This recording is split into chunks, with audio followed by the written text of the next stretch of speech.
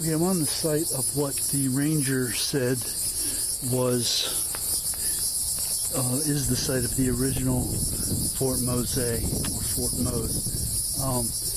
I don't see anything out here in terms of archaeological digging or anything like that to confirm it. In fact, it kind of looks like a junk heap, but given the recent deluge of rains we've had in the last couple of years, you know, stuff could have floated up here and just stayed here. What we do know definitively, and I'm assuming the ranger was right, and there's a path leading out here to this. There's a footpath. It's a little overgrown, but it's an obvious footpath. But what we do have here in abundance are shells, old shells. This is at the very least, this was a former midden. I see some coquina here. Who knows if that could have been, left over from 200 some odd years ago. But it's definitely coquina, and that's man-made. These shells indicate this is a midden, and that is man-made. This area was definitely an area of significance and a man-made area. I don't know what this little river is called here. I think that's the Bridge of Lions. I don't know how to pronounce that in Spanish, but whatever. Over there in the distance, there's a bunch of houses out here. But the St. John's is out that way somewhere, not terribly far.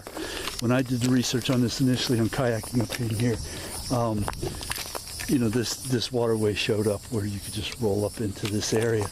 And from the GPS at the time, they would put it, at the time of that original research, when I had access to my computer at that moment, this was where the original fort was. I don't see anything archaeological dig or anything like that. I see some poles. That's always a good sign. Somebody's been out here staking this off for some reason. So it is obviously a midden, an area of Indian use, probably, who knows, thousands of years old back in those days.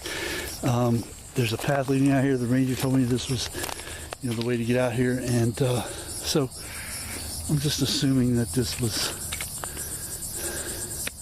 is what this is. I don't want to say it doesn't look like much, but it doesn't look like much from a standpoint of, expecting to see a lot of different things out here. This is a very coarse space, undeveloped area. It's not, I don't see a lot of evidence of excavation or anything like that. So,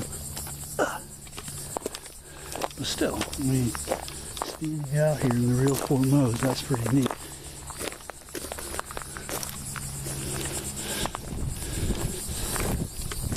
And I didn't expect to see big old pits or anything. I might have hoped to see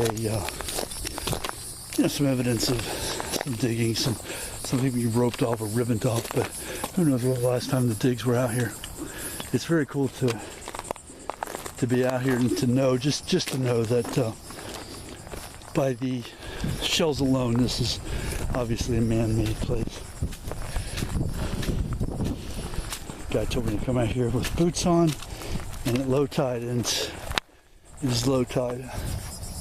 Unfortunately, I don't possess the nautical knowledge. I know when low tide and high tide is by looking at charts, but I wouldn't have the first clue of how to see that on my own without the proper help.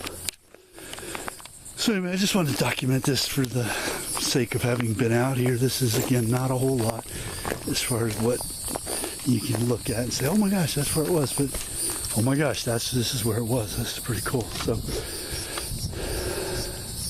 it would have been right on this water. This would have been, it's tidal, but there's still got to be some freshness to it. I don't know how that worked as far as drinking, but it would have been an area of access. So that's pretty cool too. They have access to the land that way, and they would have to have access to the water this way, because in those days most everything was done on the water, access wise.